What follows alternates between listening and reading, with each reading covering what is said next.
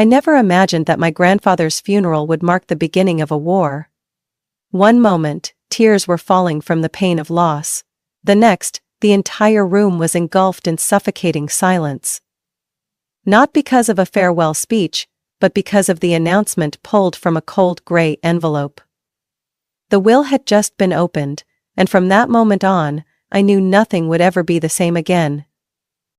As the lawyer cleared his throat, every pair of eyes turned to him, tense, curious, and waiting.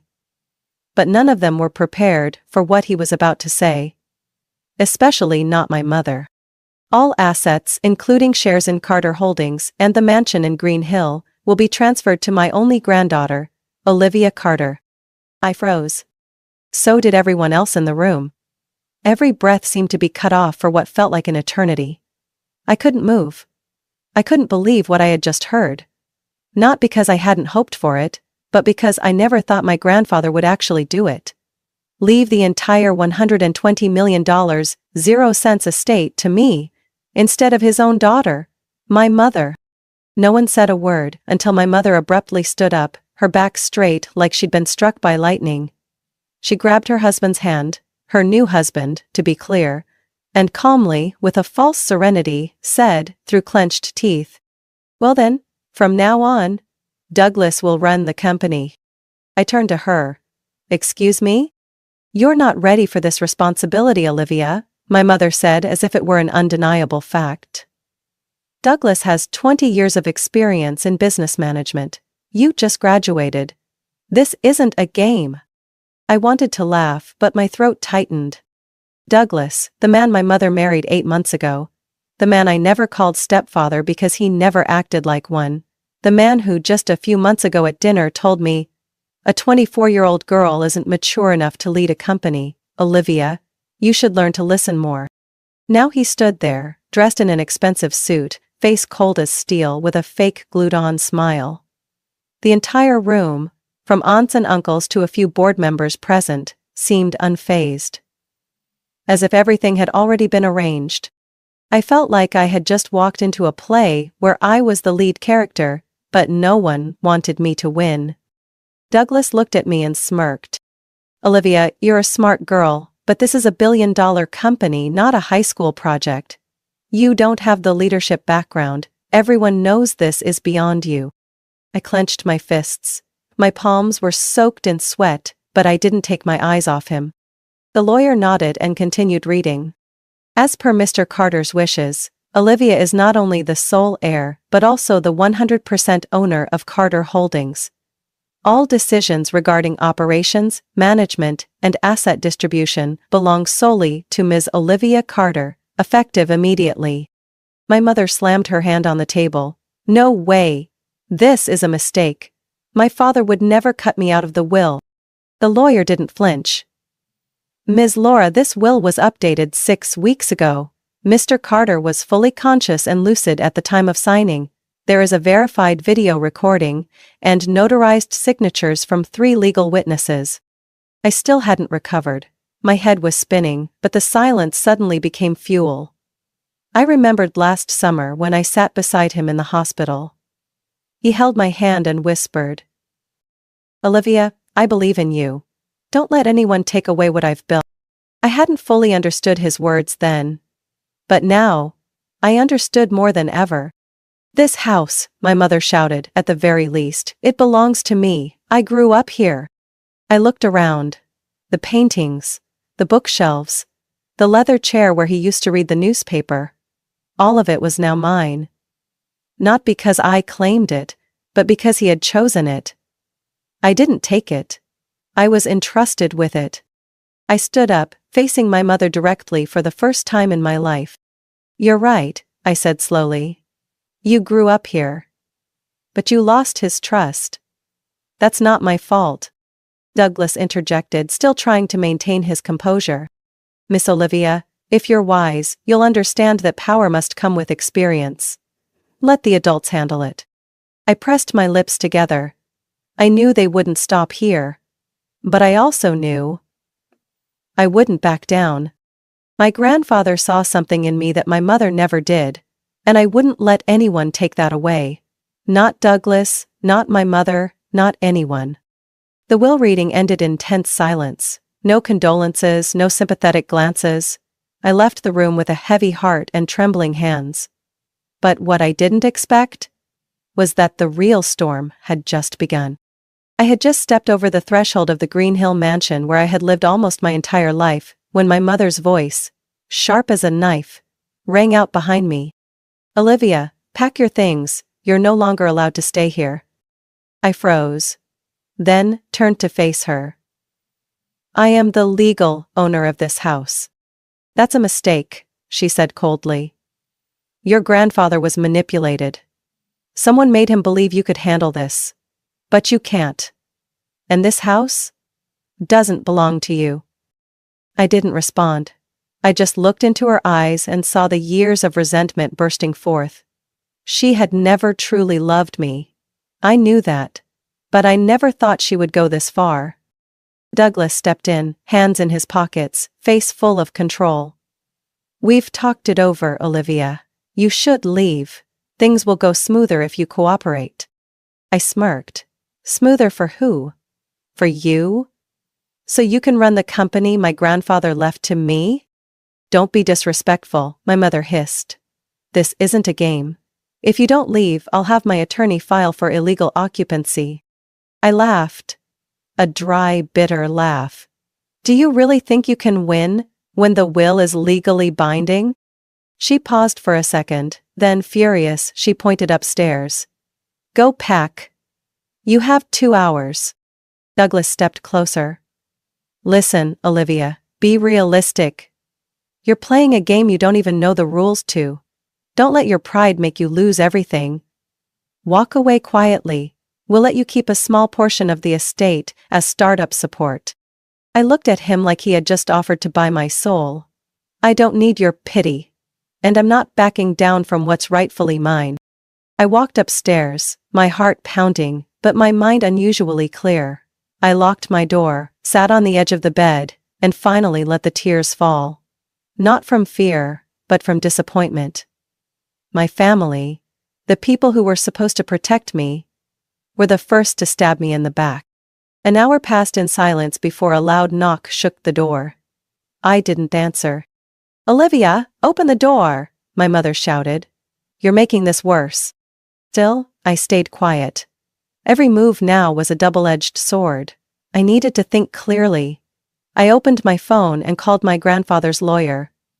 The one who had read the will that morning. "Mr. Miller, I need help. They're threatening to kick me out of the house." His voice was calm, as if he had expected this. "Miss Olivia, legally you are the rightful owner. No one has the authority to force you out. If they continue, I will immediately request a court order to protect your property." "Thank you, I'll stand my ground." I hung up and took a deep breath. I knew my mother and Douglas wouldn't stop with just threats. And right on cue, 30 minutes later, the police showed up.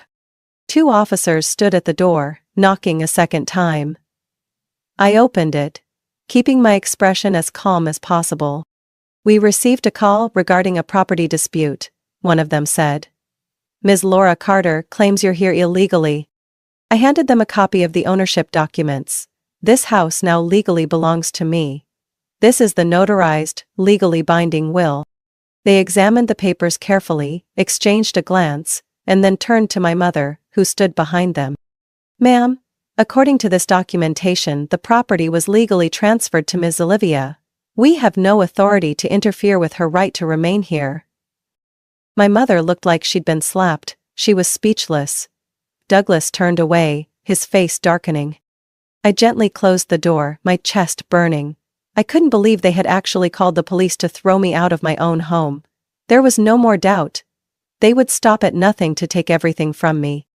That night, I locked my bedroom door and drew the curtains shut. I couldn't sleep. Every little sound startled me. I knew they wouldn't give up. And I needed to prepare. One question kept looping through my head. What would they do next? I started taking notes, making plans, and preparing for the real battle, not just for the property, but for the voice and position my grandfather entrusted to me. I never thought I'd see the day I had to prepare for a battle. against my own mother. But at this point, with all signs pointing to a carefully orchestrated scheme, I had no choice. When the morning light filtered through my bedroom window, I sat upright with a clear sense of purpose. I had to expose the truth. Not out of revenge, but to protect what my grandfather believed in. I began piecing events together. 8 months ago, my mother remarried Douglas, a man who had been fired from 2 companies for poor investment decisions. No one in my family knew that, except my grandfather. And now, he had left everything to me. That wasn't a coincidence. I opened the notebook my grandfather once gave me, the one I always brought to the hospital. Inside, he had recorded meticulous notes on every company activity. But on the last page, I found a line handwritten in black ink. If you're reading this, you need to know. Douglas didn't marry your mother for love. He came for the money. I clutched the notebook, my body electrified. He knew. He had known all along. And I couldn't sit back while they carried out their scam. That afternoon, I walked into the offices of Carter Holdings, the place that would soon become the true battlefield. The receptionist looked at me confused, but still guided me to the boardroom. When I opened the door, Douglas was already there, sitting at the center of the table as if he owned the place. Beside him was my mother, her hand resting dramatically on his shoulder, as if to declare, "This is the one in charge now." They looked at me like I was the troublemaker, the child ruining their grown-up dream. But I was ready. "I thought you were advised to take a few months off, Olivia," Douglas said evenly, like he was toying with me. "I didn't come to listen to you," I replied coldly. "I came to address a few things you two have been scheming behind my back." My mother stood up, her face flushed with anger. "Olivia, what are you talking about? I only wanted to help you avoid destroying everything your grandfather built." I looked her straight in the eyes. "No. You wanted to take back what he didn't leave to you. And you used Douglas as your pawn to do it." The room went silent. Douglas let out a mocking laugh. "Are you accusing me of something? Without evidence, your words are just childish fantasy." I placed my grandfather's notebook on the table and flipped to the last page. My grandfather didn't leave everything to me out of a mistaken belief. He left it to me because he knew exactly who you are, and so do I. I pulled out my phone and tapped on an audio file. "Remember the night you spoke with someone named Marcus Jenkins, Douglas?" His face turned pale, my mother's expression shifted too. "Marcus," I continued, "is the investment director at a rival firm, and this is the recording of your call offering him a plan to jointly control Carter Holdings if I could be removed from power." I played the audio. Douglas's voice rang out loud and clear. "She's still too green. She can't handle the pressure. I'll talk to Laura and get us a way in. Then you and I can run the whole thing." Douglas went ghost white. He stood up, reaching to shut the phone off, but I raised a hand. "I've already sent copies to my lawyer, legal counsel, and the press." My mother trembled. "Olivia, you're ruining my reputation." "No," I said, my voice steady. "You ruined it when you chose to stand by a man who only cared about money. I needed you once, but you never chose me." Douglas collapsed back into his chair, speechless. The room was filled with stunned and disappointed faces. People who once doubted me, but now had no choice but to believe. I stepped into the center of the room, meeting every eye. "I know I'm young, I know I lack experience, but I know this company. I followed my grandfather for 4 years, I learned from him, from every meeting, every report, every mistake he shared, and he chose me, not because I'm his granddaughter, but because I'm the only one he trusted to protect his legacy." I turned to my mother, my tone calm but resolute. "I don't need you to help run this company, I need you to stop sabotaging it." She said nothing. Douglas was silent. The whole room held its breath. I stood tall, feeling lighter. For the first time, I was no longer the quiet shadow at the edge of family meetings. I was at the center of the storm. And I wasn't backing down. The air in the boardroom was heavy, as if all the oxygen had been sucked out. After the audio clip, no one spoke. Douglas's arrogance was gone. My mother slumped in her chair, pale and lifeless. The board members exchanged glances of disbelief and shock. Mr. Miller, the longtime lawyer of my grandfather, quietly stood up. He opened his briefcase and pulled out a carefully sealed envelope, placing it on the polished wooden table in front of me. "Mr. Carter left behind a handwritten letter," Mr. Miller said, each word firm and deliberate. "He instructed me to read it only in the event of conflict or confusion regarding the will, and I believe that time has come."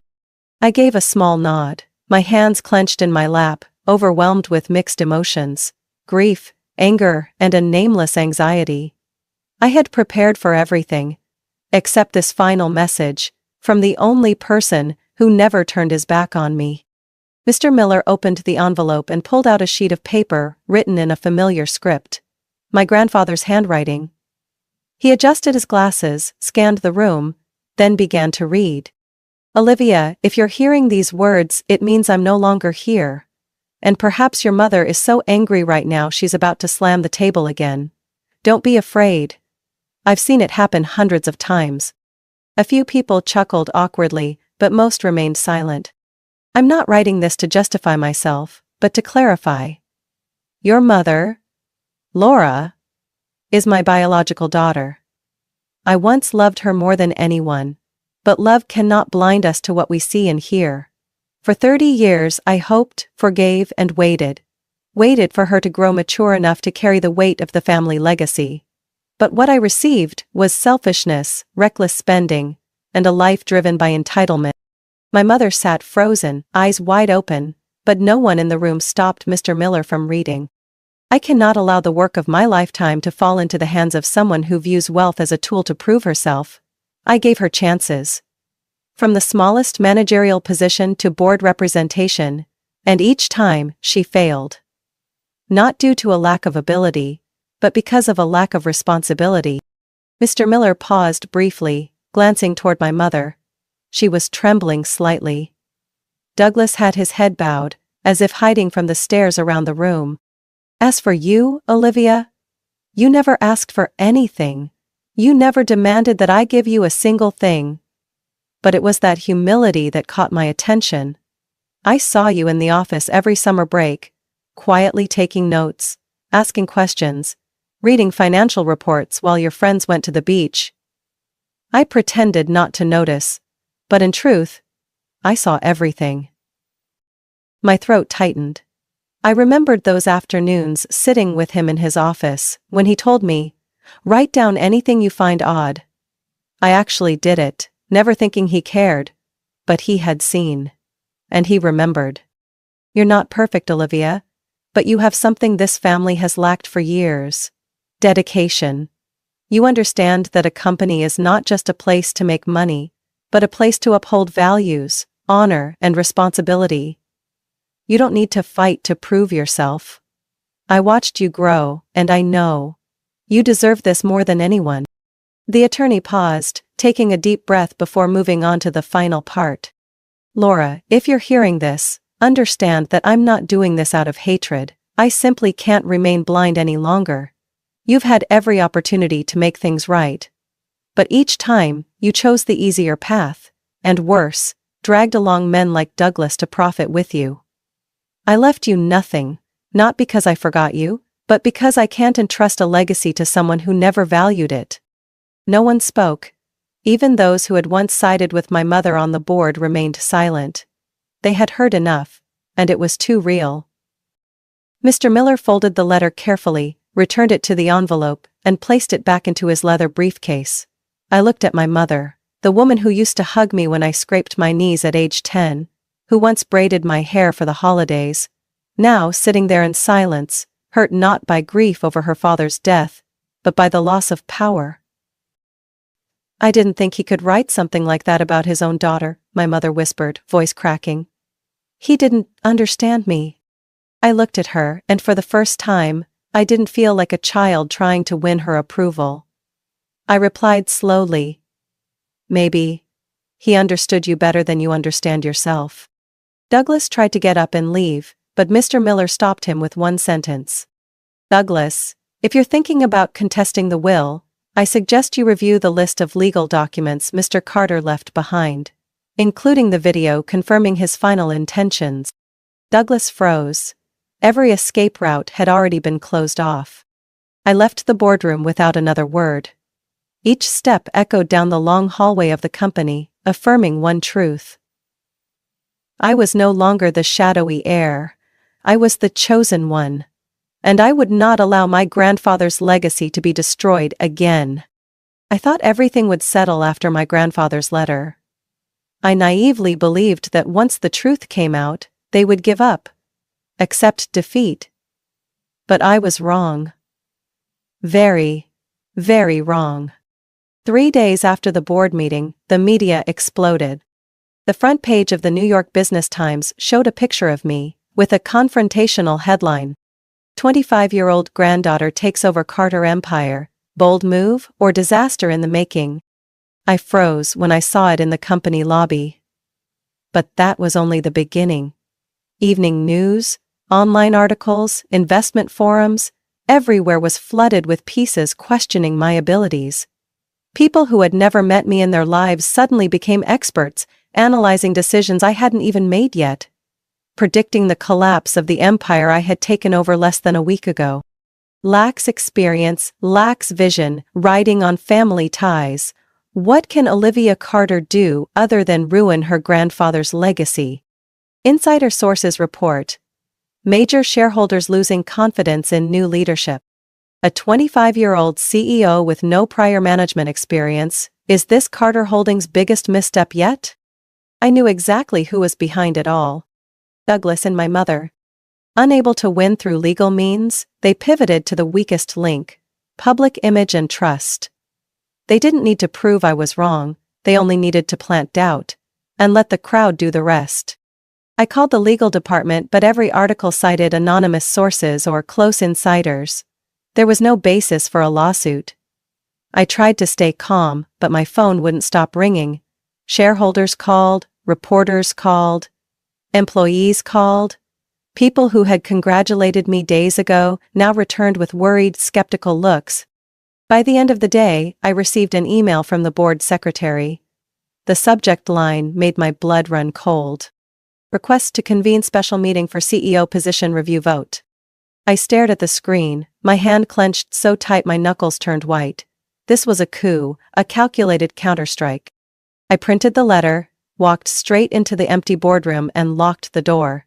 Every footstep echoed, reminding me I was losing ground. Not because I was wrong, but because they knew how to twist the truth. I called Mr. Miller. I just received notice for a board meeting to vote on the CEO position, I said, my voice dry. Not surprising, he replied flatly. I suspect Douglas and Ms. Laura have been lobbying shareholders for days. They're targeting fear. It always works. What should I do? I asked, nearly defeated. Don't react just yet. They expect you to panic. But you have something they don't. Your grandfather's preparation. And loyal allies. I closed my eyes and took a deep breath. Mr. Miller continued, voice steady and deep. You need to contact Lucas Sinclair. I opened my eyes wide. Lucas? He hasn't been with the company since my grandfather retired. True, but he still holds 6% of the shares. More importantly, your grandfather sent him a personal letter. He trusted him, should anything happen to you. I was speechless. Lucas Sinclair, the legend of the financial world, the man who once saved Carter Holdings from the brink of collapse in 2008. A man known for his toughness, candor, and unwavering loyalty to my grandfather. I didn't hesitate. I called him that very night. The phone rang 3 times before I heard a voice. Olivia Carter, I've been expecting your call for 3 days. I froze. You already know? You think anything happens in the investment world without me hearing about it? He chuckled, his voice tinged with disdain. Douglas and your mother think they can shift the narrative with a few rumors. They don't understand that in this world, people believe in actions, not words. I sat down, my hands trembling slightly. Will you help me? I'll do more than that. I'll rally the strategic shareholders who still believe in your grandfather's vision. But Olivia, only one person can stand up and protect the CEO position. And that person is you. I don't have time to be afraid, I whispered. Good, Lucas said. Because they won't hold back. I ended the call, opened my laptop and started drafting a counterattack plan. I wouldn't let them take the company with lies. I would stand up, openly, transparently, and silence every rumor with the truth. This was no longer about a granddaughter inheriting a company. This was a battle to protect a legacy. And I, Olivia Carter, would not lose. I met Lucas Sinclair that same night, in his office on the top floor of a glass skyscraper in the city center. There was no one else in the room but us. And everything, the atmosphere, the soft amber lighting, made me feel like this was no place for the faint-hearted. Lucas stood by the window, holding a glass of whiskey, staring down at the sea of lights below. When I entered, he didn't turn, just spoke in a gravelly tone. You arrived later than I expected, but still in time. I walked up to the desk and placed the folder I had prepared on the glass surface. They've issued notice of a board meeting to vote. I can't wait any longer. He set down his glass and looked me straight in the eyes. Douglas has already secured at least 3 major shareholders. If he wins one more, the vote tips in his favor. I know, I need your help to flip the numbers. Lucas nodded. Then let's begin. We worked through the night. Lucas wasn't just a financial expert, he was a strategist. He knew exactly what made this system tick. Trust, image, and information. You need 3 things, he said, circling the board with a pen. Support, a public counterstrike, and a trap.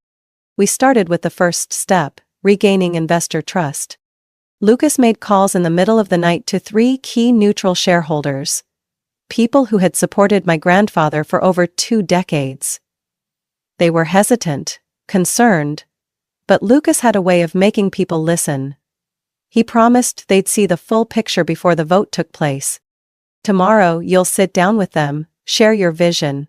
But first, we need to shift public opinion. How do you plan to do that? I asked. Lucas gave a sly smile. With the very weapon Douglas used against you, media. The next morning I walked into the city's largest broadcasting station, ready for a live 20-minute interview. The host was known to be sharp, someone who had interviewed CEOs of major corporations, and wasn't afraid to ask hard-hitting questions. I didn't dodge them. I sat up straight, looking directly into the camera when she asked, Olivia, many people say you're just a young heiress, unqualified to run a corporation as large as Carter Holdings. How do you respond to that? I took a deep breath. I wasn't born to run this company. I was chosen. By the man who built it from the ground up, who understood every number, every decision, every value behind it.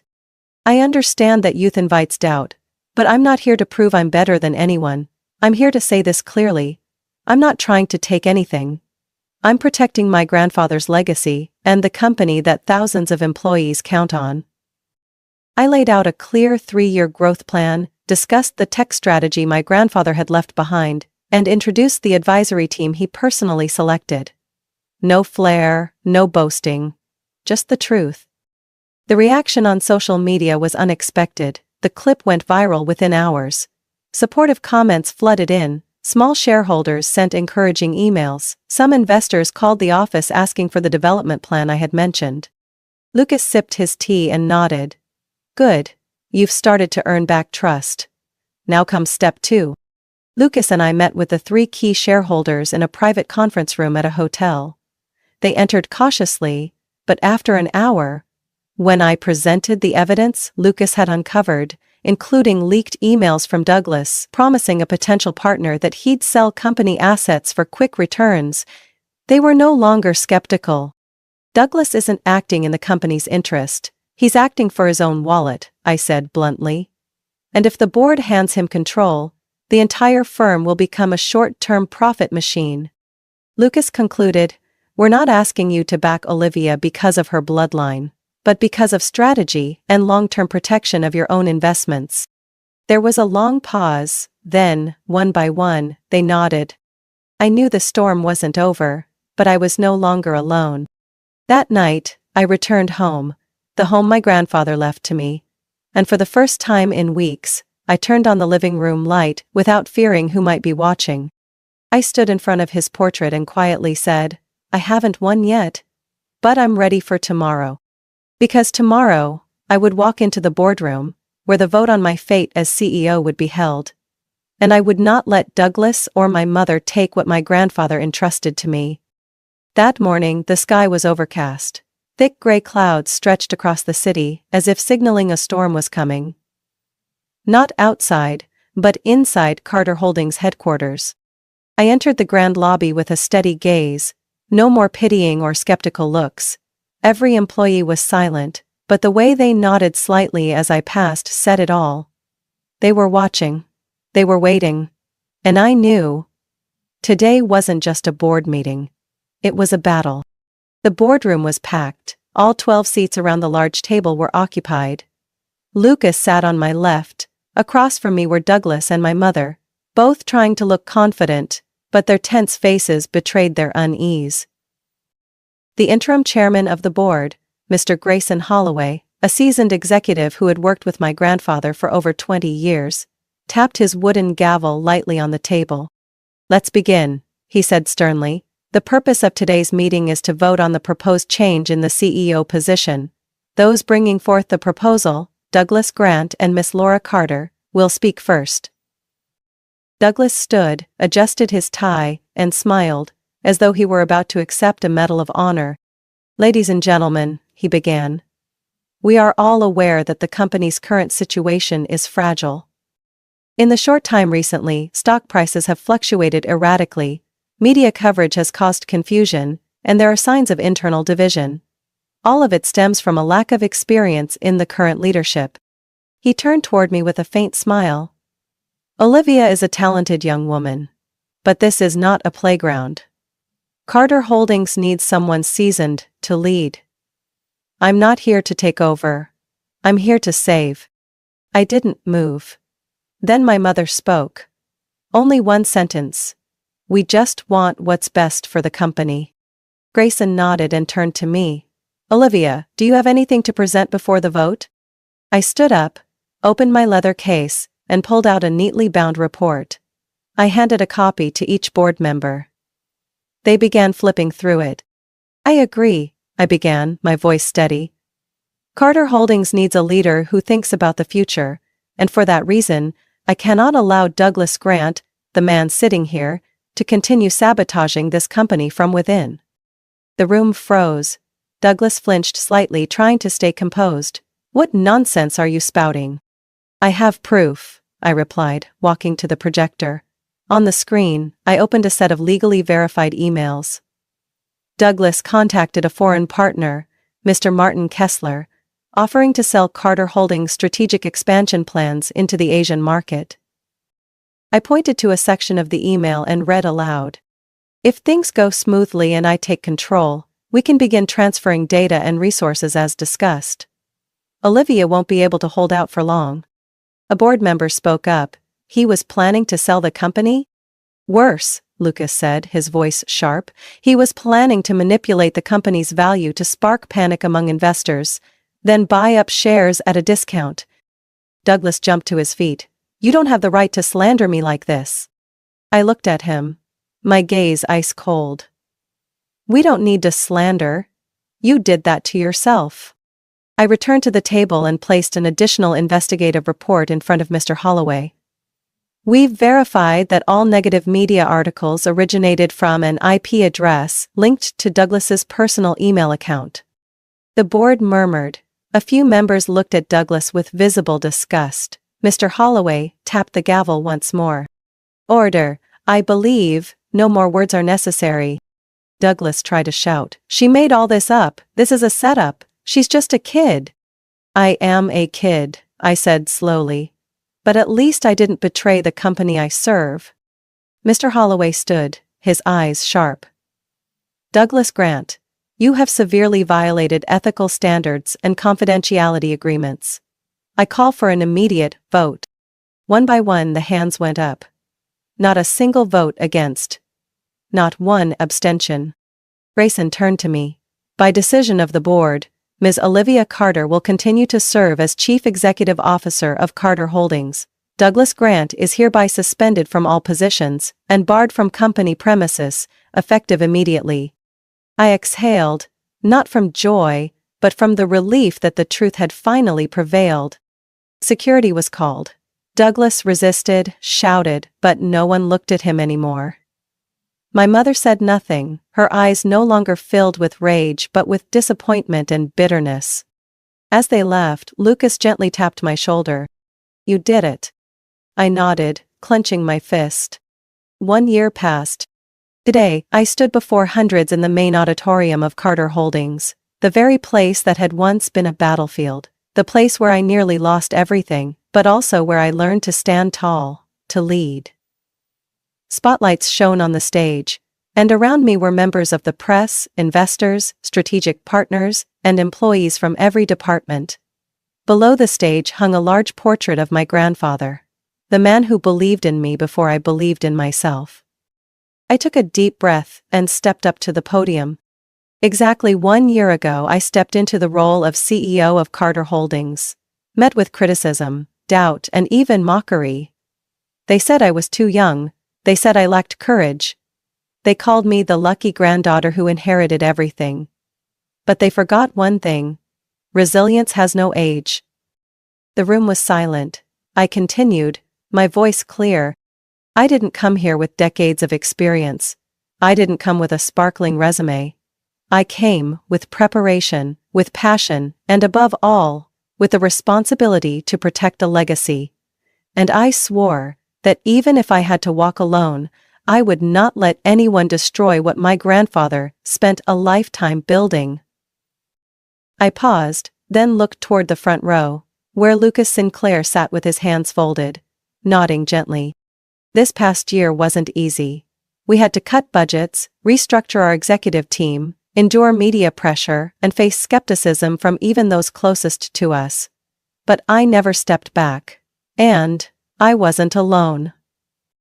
I pointed toward the board members. We fought together, not for glory, but for the future of Carter Holdings. And today, I'm not here to talk about challenges, but about results. The screen behind me lit up, displaying clear numbers. Revenue up 12%. Profit margins at a 5-year high. 3 strategic contracts signed with international partners. 98% of key personnel retained. Applause erupted, but I wasn't finished. I'm not the most talented person, but I know how to listen. I learn from those around me, I ask questions. And I don't let my mistakes become disasters. I turn them into lessons. I lifted my chin, my eyes shining. What defines a true leader is not power or title. It's the courage to keep going when everyone else turns away. It's holding on to integrity when personal interests try to tear it apart. It's knowing when to be gentle and when to be firm. I could feel the agreement in every glance. No one saw me as a child anymore. My grandfather once told me, a legacy is not about wealth. It's how people remember you when you're gone. And I've carried that with me every day on this journey. The applause grew louder, no longer polite but powerful. I knew I had earned their trust, not with promises, but with results. With the survival of an entire company through crisis. I bowed to the audience and left the stage to the sound of a solemn, triumphant melody. Later, at the celebration, I stood alone on the balcony of the high-rise, looking down at the city lights. Skyscrapers glowing, streets buzzing with traffic. Everything made me feel small, but no longer weak. Lucas joined me, holding a glass of wine. I've seen many CEOs stand on that stage, but none have silenced a room the way you just did. I smiled. That's because I didn't just speak with my mouth. I spoke with everything I've lived through. He nodded. Your grandfather would be very proud. I looked up at the sky, the night sky, no longer as bleak as it had been a year ago. I hope he can see this. Lucas gently tapped his glass against mine. The question isn't whether he can see it now. It's that he saw your potential a long time ago. Long before you even knew you had it. I smiled. No more bitterness. No more anger. Just relief. And gratitude. 1 week later, I was honored by Forbes magazine in their list of 30 most influential CEOs under 30 in America. Beneath my photo was the headline. Olivia Carter. From the girl they doubted to the one redefining young leadership. I didn't need that title to prove anything anymore, but I knew it would inspire others like me. Young, underestimated, but not easily broken. Because, more than anyone, I understood. Success doesn't come from age. It comes from preparation, perseverance, and the refusal to back down in the face of adversity.